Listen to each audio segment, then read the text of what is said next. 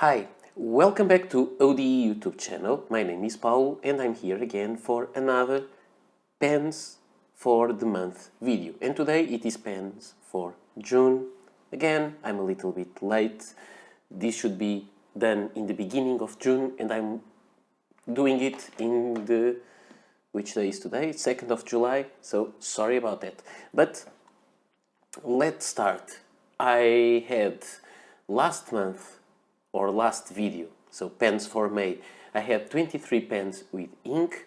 Today I have 24. I'm trying to reduce the number of pens inked at each time, but sometimes I think I fail. So let's see, but I got some interesting stuff, so that happens. So let's see the pens I have with ink.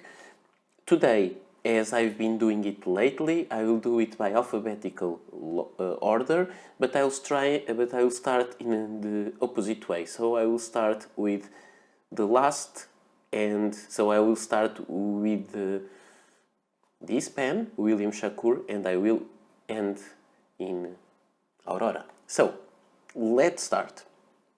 The first pen I have for today is this pen that comes from the United Kingdom.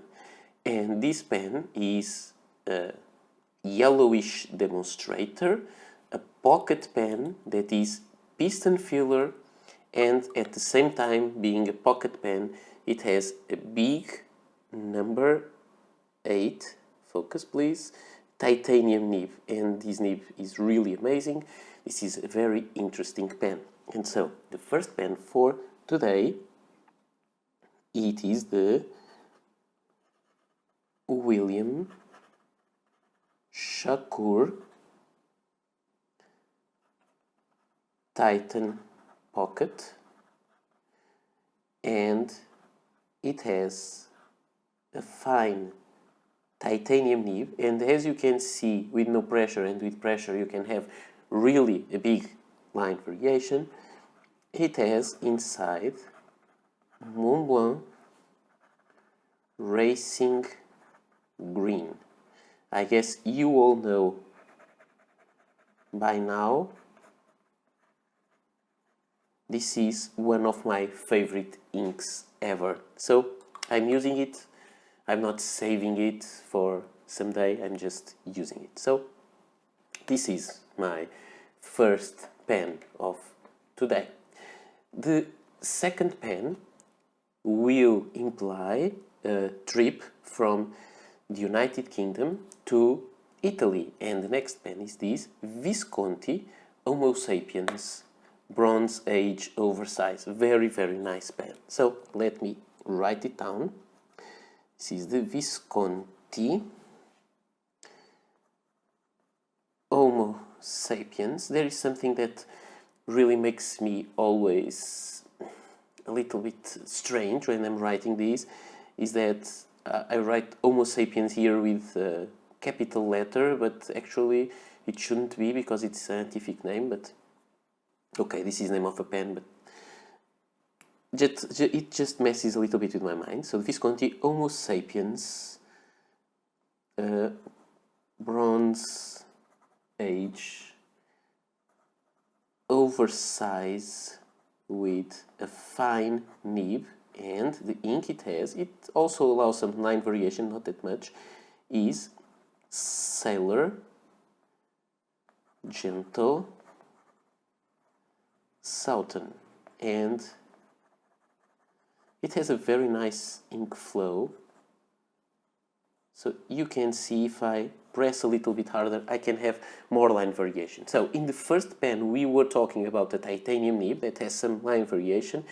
This time we are talking about not a number 8, just a number 6 Visconti nib, but this one is made of palladium. The nibs on the Visconti Homo sapiens are no longer made of palladium, but you can see there 23 karat palladium nib. So it is a beautiful and very interesting nib. It writes really well. I'm really happy with this pen that I got through an exchange of pens with a friend. Now, the next pen will be also a Visconti. And I think most of these pens already come from last month. This pen, I have to say, it has lots of feedback. A nice one, I would say, but I'm in the last sheet of paper of this Rhodia.pad, so I'm writing over this very texturized cardboard, and the feedback that I'm feeling today, just with these two pens, is much higher than it usually is. So if you hear something strange, it doesn't mean that the pens are extra scratchy, it's just because of the surface on which a single sheet of paper is laying down. So, next pen is this Visconti. This is also a very nice Visconti with the same kind of Ponte Vecchio clip, but this one has a very nice color and it is magnetic cap, so fun. So let's write it down. This is the Visconti Breeze, a very different price range from the Homo Sapiens. The color is lime.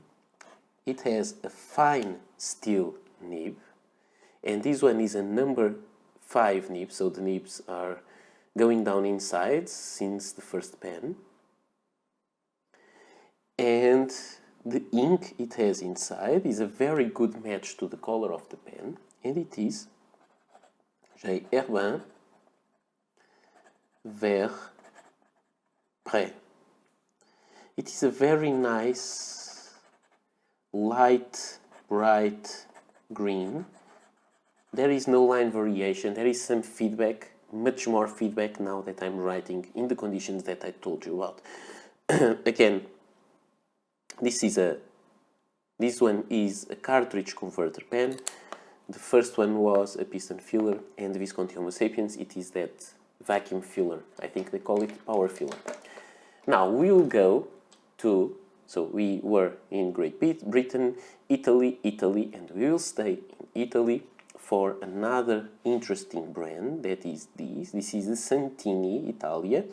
So it is an Italian brand. It is a brand that makes their own nibs, and I think that is an amazing thing. So very nice, large, you know, the Visconti Homo Sapiens is kind of a large pen. Let me just put them together. The Santini is larger than the Visconti, just for a little size comparison. So, very nice pen, this one. This is the Santini Libra, and the color is olive. It has a fine gold nib. And let me show you. The nib of Santini is this gold nib. It is only slightly yellow because it's actually white gold, but white gold is rarely really white. To be white, it is usually plated with something like rhodium. And so this is the pen, very interesting nib with an ebonite feed. Piston filler pen, very, very, very nice. And if you like that kind of stuff, they have flex and super flex nibs that you can choose when you get your pen together. I decided to go for a rigid nib because that's the way I prefer my pens to be. And I chose also the chrome or silver colored trim instead of the gold trim. That is what they have on their website, but they just go with you all through the process. That doesn't have anything to do with the fact that I have a YouTube channel. It's their way. You talk with them in the chat and they help you to build your pen based on the parts that they have available. So this is really good. And the ink it has inside is the KWZ Oscar. A very interesting, good smelling ink. So you can see, you can force a little line variation, but don't try to do it because this nib is not flexy, and if you want a flexi nib from Santini, just get one because they make them. The next pen is again on this green family. It is a pen from Japan, and this pen is almost always inked. And this is my Sailor King of Pen Dark Champagne. It doesn't look that much of green, but believe me, it is very dark, kind of translucent green. So this is the Sailor King of Pen Dark Champagne. Again, the dark champagne color is from the bottle, not from the drink itself. It has a medium gold nib, so let me show you. This is a large number 8, 21 karat, focus please, 21, I'm having problems with the focus. So, large number 8, 21 karat gold nib made by Sailor. It is really good. This is a cartridge converter pen, and it has inside my favorite ink, let's call it that way, Mont Blanc Racing Green. It's not that easy to say this is my favorite ink. Let's just call it my favorite green ink. It has a very nice ink flow. It has an amazing line variation if you want, so this is really a good pen, but an expensive one. Sailor King of Pen, at least here in Europe, it will cost around 1,000 euros. This was much cheaper, but not easy to find. Then, another pen from Japan, with the same kind of shape, but smaller, and this is the Platinum President. Also a cartridge converter pen. So, let's do it. Platinum President in black with gold trim, and the nib is a medium gold nib. Let me show you. There, you can see President written there, then Platinum. So 18 karat gold nib, but this 18 karat gold nib has no flex at all. It is made to be a rigid nib. It's not because it is gold that it is flexible, but it is a very nice writing pen. Cartridge converter, the nib looks nice. It is a number 6 nib, and it has inside diamine Monbodos hat, kind of a very, you can see no line variation, kind of a very dark purple ink. So a nice pen. It looks nice, but very it's hard to tell which brand this is, which pen it is. It's very generic look, I would say. You can say it is that kind of a Mont Blanc look. The next pen is a small pocket cheap pen. It is the Pilot Petit 1, and it is really a very small pen with a very small nib, with no breather hole, but with the circle there. That reminds us of a breather hole, steel nib, cartridge pen, very small, all made of plastic, including the clip. So this is the Pilot Petit 1 in grey with a fine steel nib, and the ink inside is Pilot Blue, I would say, because it was the blue ink cartridge that came with the pen. About ink flow, it's quite nice, the line is fine, and it works very well. It's very smooth. Is this an impressive pen in any way? No, not at all. It's a very small one, very plastic, but I would say that Japanese brands are very well known for making these, making very cheap, almost disposable looking pens, and this is not a disposable pen, you can refill it, but almost disposable looking pens, but they write really well. So that's something that I really like on Japanese brands.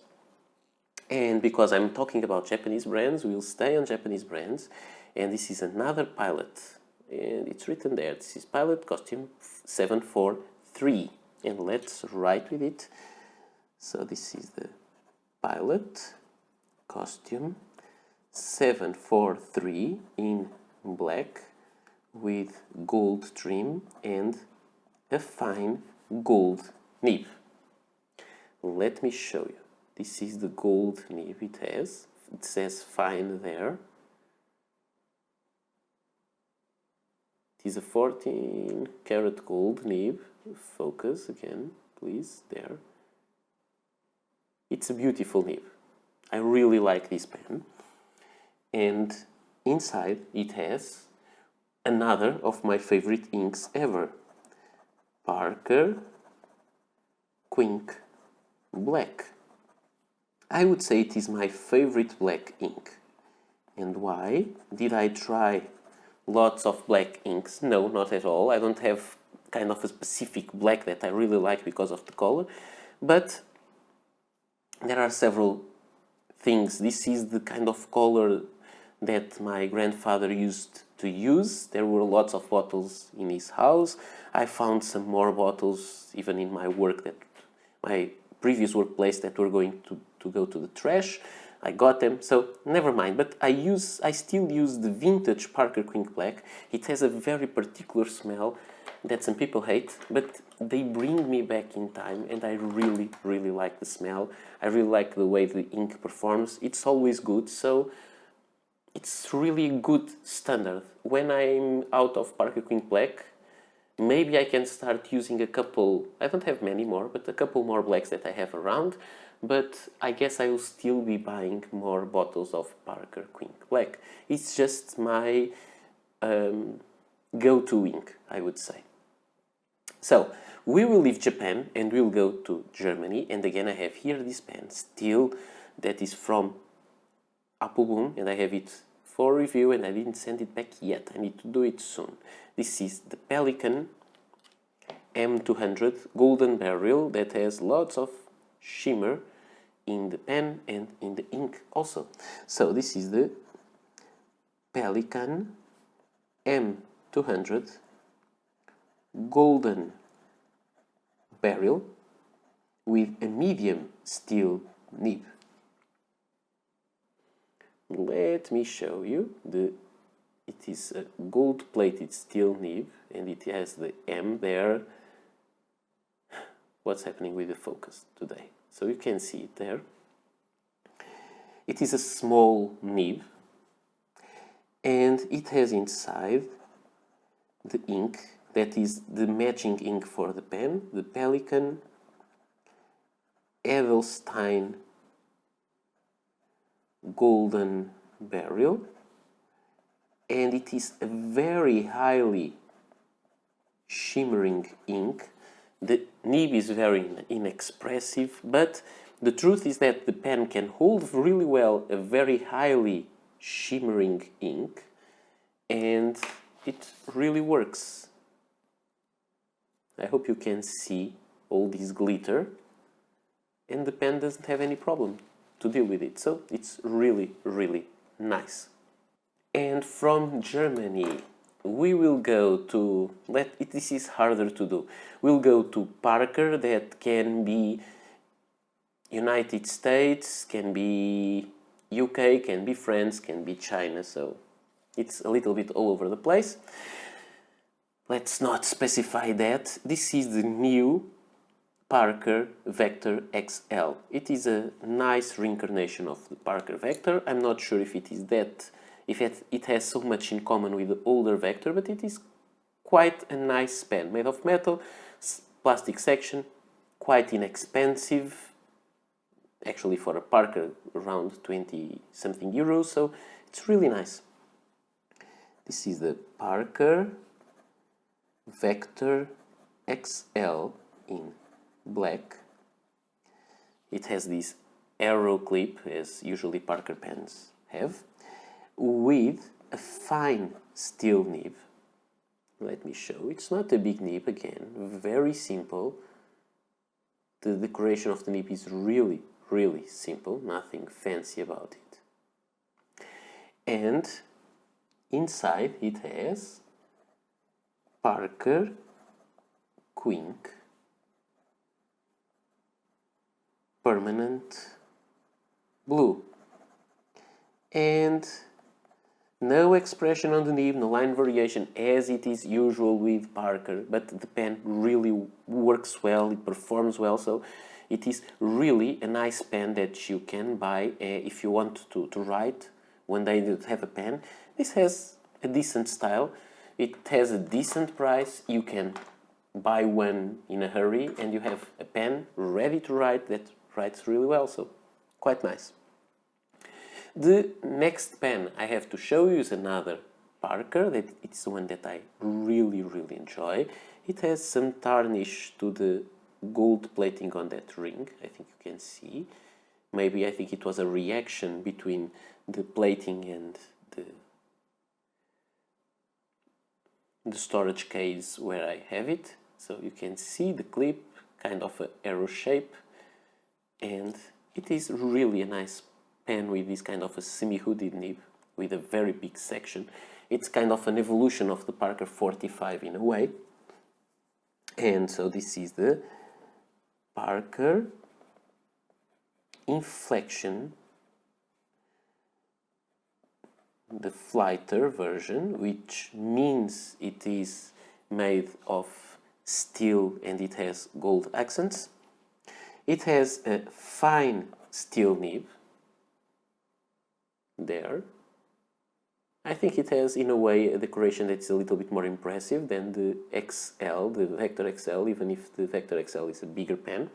And inside it has a cartridge of Parker Quink Green. And I think it is my last cartridge of these, the big one. I have a small one there, but this is my last big cartridge of Parker Quink Green, but this is the latest version of the Parker Quink Green. I have some liters, yes, liters of Quink Green, the older version, in my basement. So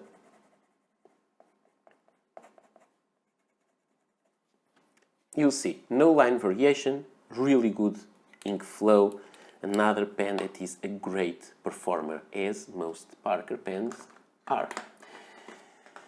And we will go from Parker to Germany, and this one is a Lamy, and this is the Lamy logo. An interesting pen, kind of in the slim side of it. It has this kind of nib that is similar to the nib of the Lamy Safari, and this is the Lamy logo in steel with a medium steel nib that I just showed you. Nothing spectacular about it, but has a very good ink flow, and it has a Lamy blue ink cartridge inside. Again, smooth, very good ink flow, not really line variation, but writes well, so very nice pen, very nice performer. I didn't buy this pen for what it is. I bought it because it was part of a lot that had one specific pen that I wanted, the Lamy CP1, and I had to get the whole lot, and this was there also, so I'm quite happy to have again another pen to try. And we will stay in the Lamy. This one has the older logo there with the L, and this is the Lamy 2000 that I recently bought. This is a pen that's a quite old one, made in Macrolon, and it should be from the 1960s still, and it is a very interesting pen. It has some differences from the older version to the new one, not big differences because the Lamy 2000 is a design that changed very little over the time. So it is an interesting pen. I have a review of a Lamy 2000 on the channel. If you can check it, you can go to the description below and check it. But this one is the older version, and I think I will review it also just to highlight the differences. So this is the Lamy 2000 with a medium 18 karat gold nib instead of the usual 14 karat gold nib. It is a semi-hooded nib also. There, don't see any information. The information about being a medium is written, is engraved there. And inside it has, I don't know, a known blue ink, because this is, the pen has the ink it had inside when I bought it, and I just kept it. It writes really well, very wet, quite broad for a medium, and it can even have some line variation if you try, which is not that common with the Lamy 2000, but with this pen, with this older model, it can happen. This pen, when I bought it, it came without these ears. I bought the ears. The pen is ready to write. They call it ears, these little things. It's really a ring that goes inside that has those protrusions there that keep the cap in place. It came without that. I think it came in a set, 3 pens, pen, mechanical pencil and ballpoint pen. I thought it was a good deal. Then I discovered it didn't have that ring. I bought the ring separately. However, it was still a great price in my opinion, and I just hit the tripod. Sorry about that. Now, the next pen that I have to show you is from Germany also, but we are going into very well-known land in my channel. This is a Kaweco Sport, and we'll start with my most expensive pen in my collection, the Kaweco Sterling Sport. This nib has some feedback and a lot of it over this paper. And this one has a number 5 gold nib, rhodium plated. You can see there. Very interesting nib. And inside it has Kaweco Caramel Brown, which is kind of a dark, cool shade of brown, and I enjoy it. It writes well. You can see some line variation in this pen, but you need to force it, but you can see it. I just forgot to mention, this is a cartridge converter pen.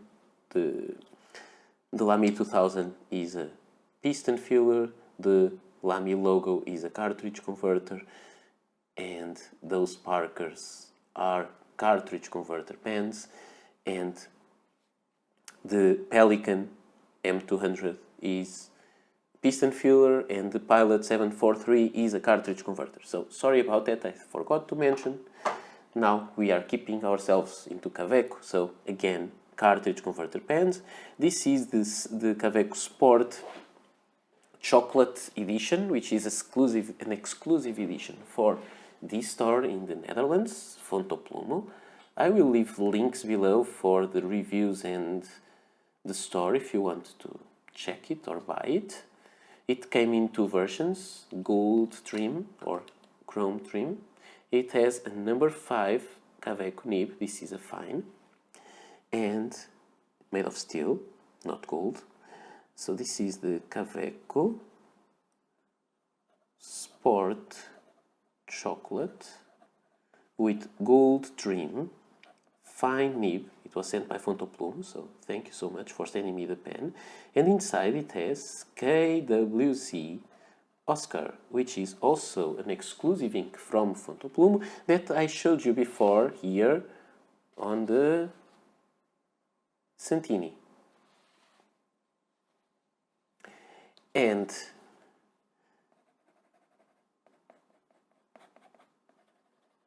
this pen performs as a Kaweco does. In my extensive opinion with experience with Kaweco, they perform well.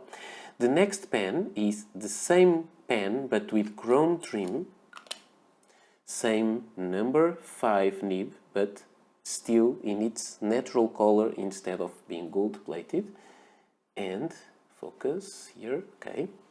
This is the Kaweco Sport Chocolate chrome trim with a fine steel nib, and ink is Kaweco Caramel brown. So what you can see is that the line appears to be a little finer because actually this ink is drier than the KWZ, so the ink flow is different and how you feel the pen on paper is different, but it's kind of fun. It's like if you have pens that you enjoy them with their own characteristics, personality, instead of all the pens being made to your image. The pens are what they are and you just adapt for the different experience of each one. That makes sense to me. Then I have another Kaweco Sport and the other special edition, this time for cult pens, and chrome trim, the same steel natural color steel nib. Why can't I focus? Okay, there. And this is the Kaweco Skyline Sport Regal purple for cult pens, and inside it has Kaweco Summer purple ink, and it is also a drier ink like caramel brown. There is no special line variation with the nib, and you can see the line is very consistent with this and this one because they have inks from the same brand. On that one it is a little bit different because it is a wetter ink, so it's not always fault, let's call it fault between quotes, not really fault, but it is. Sometimes it is a pen, sometimes it's the ink, sometimes it's paper, sometimes it's a combination of them all. Then, another Kaweco, but a big one. This is the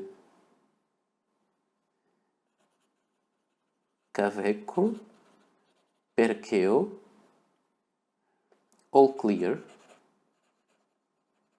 with a fine steel nib. This one has more feedback, it's different.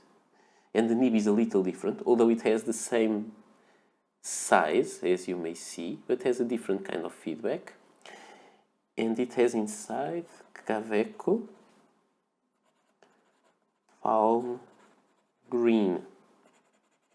And again, ink flow is really good, and I would say that the performance of the nib, although more feedbacky because it is different, and I'm not sure if it is made exactly from by the same brand as the Kaweco Sport, but I would say the performance is quite similar.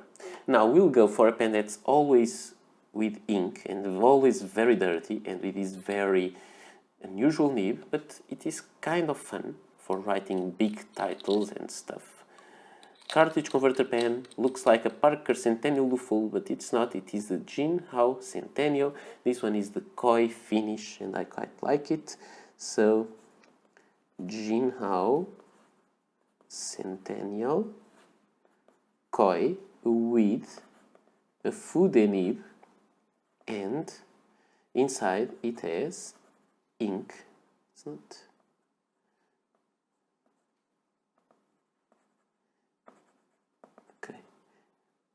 I was trying to show it on the opposite side, but it didn't go well. So this is the kind of pen that you can have. This kind. Okay, I was holding it on the underside, it didn't work well, but you can have this kind of line, or you can have this kind of line. Not by pressing, but just by adjusting the angle that the nib hits the paper. It's quite dirty. I think now it may be influencing a little bit the ink flow, and it has a mix of rests of other inks. It's not something that you should do, but because this pen is inexpensive and it works quite well, I'm risking that. But I think it really needs to have a good flush because there may be some ink residues inside. Some parts of this ink are inks with shimmer, so not good idea to do that. Next pen is a Gravitas with skulls, and I love pens with skulls. So, this is the Gravitas stainless steel skull edition. Let me see if I can put the next 4 pens here, not to go to another page. This one has a medium steel nib. It is a medium Yovo nib, unbranded, but it writes really like Dream, number 6 nib, and it has inside a very good ink also. Montblanc, not Daniel Defoe, sorry. It was one ink that I really liked, but it's now over. William Shakespeare. This is also over, you can't find them on stores anymore. It is sold out, it was a special edition, but now I still have a bottle of it, not full, but I'm using it because I really like it. So there you have it, very nice pen, doesn't have ink, line variation, but it is really nice. The next pen is also a Gravitas, and I've been using this pen so much. This is the Gravitas Pocket in copper and with skulls. So I really enjoy this pen. So this is the Gravitas Pocket in copper and with skulls. It has a fine steel nib. The nib is the same as the above, as you can see. And it is a really nice pen, pocket pen with a number 6 nib. And the ink it has inside is an ink that is actually quite similar to the Montblanc William Shakespeare, at least in this kind of nib width. Maybe if I was using a broad or an extra broad, I could see more ink characteristics, but with fine and medium nibs, they look very similar. So when this is completely over, I can keep using the diamine ox blood as a replacement because it's really a nice replacement. And I don't even have to buy it because I already have it. So I think this pen goes really good with this pen. So I really like it. And now that I'm talking about this, I'm not sure if this is not a mistake. I need to check. Sorry about that. I'm not sure. It may not be ox blood. It may be ancient copper. Now it's the doubt. I can't remember, but I think it's ox blood. Okay, the next pen, and we are on the last 3. So I forgot to tell you, Kaweco of course is from Germany, the Jinhao from China, the Gravitas from Ireland, the Graf von Faber-Castell Intuition from Germany again. Cartridge, converter pen, really nice. Slip cap, no section, and gold nib. And let's see it writing. So the Graf von Faber-Castell Intuition. It was me that didn't hold the pen correctly. Intuition. The color is Terra for terracotta with a fine gold nib. Let me show you the nice, beautiful nib. 18 karat gold nib. Number 5, so it is quite small.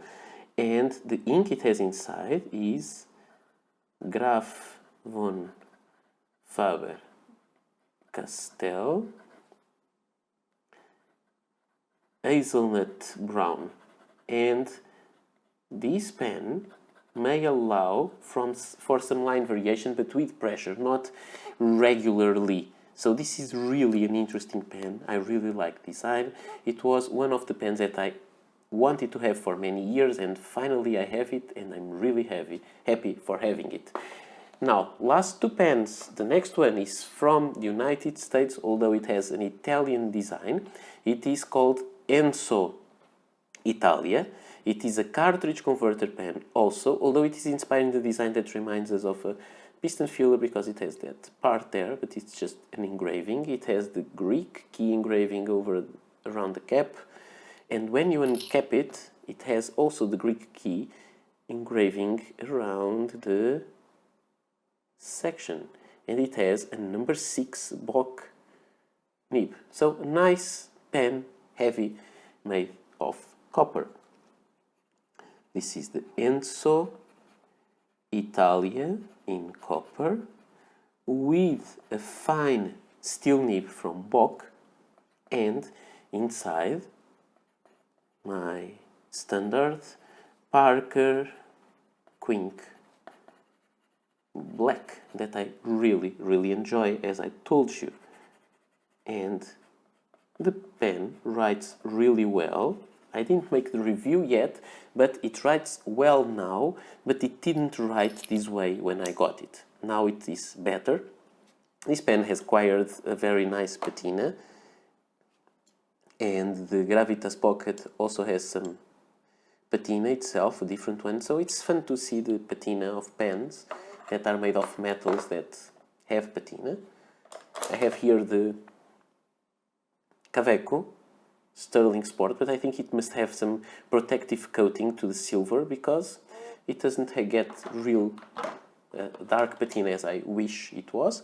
And finally, we'll go to the last pen, again from Italy, and yes, it is letter A, Aurora, and it is a pen that is yellow. I love yellow pens, very well made, kind of a perfect pen to me, again, that is asking to be posted, and it has a steel nib, semi-hooded, and let's see it. It is the Aurora Duo Card in yellow with a medium steel nib. It's not available with any other nib, just medium, but it is a medium that is actually almost the same as the Bock nib of the Ensso, that is an F, so it's not really a broad medium, it's very good.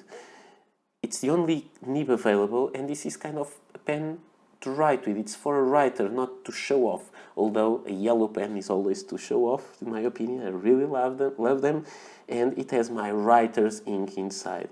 It has Parker Quink black, so not a lot of diversity in my ink choices again, but that's something that I really do. Sometimes I go around that. This is the only part that annoys me a little bit because it is yellow. If there is some ink inside the cap, it will get the base of your pen dirty, but otherwise this is a really nice pen. I really like it. So these were my pens for June 2022. Not many color variation in inks, as I told you, but I'm trying to reduce the number of inks, not increasing, and the number of the pens that I have with ink at a specific time, and this takes time to use all the ink that is inside the pens. So I hope you enjoyed this video. I hope you'll be back for more. I'm really trying to organize my life again and to be able to post more often. It's being a little bit hard. I think there will be some big changes in my life soon, maybe including moving from this current house. So there is lots to do in real life that affects the way that I like to play with pens, and I'm not only saying about videos, also some availability to write more. But that's what it is, that's how life works, and whenever I have a time for pens, I will use it because I really enjoy pens. Making videos is also fun, but I can use the time that when I'm using pens. Sometimes I can just use it also for videos, and that's okay. What takes time is to edit and upload and doing all that stuff and putting the description below with the links and everything. But I hope you enjoy, I hope you are enjoying my work. If you did, please like, subscribe, do all that stuff, and keep coming for more videos like these and some other kinds. So this is all. Thank you so much. See you next time. Bye.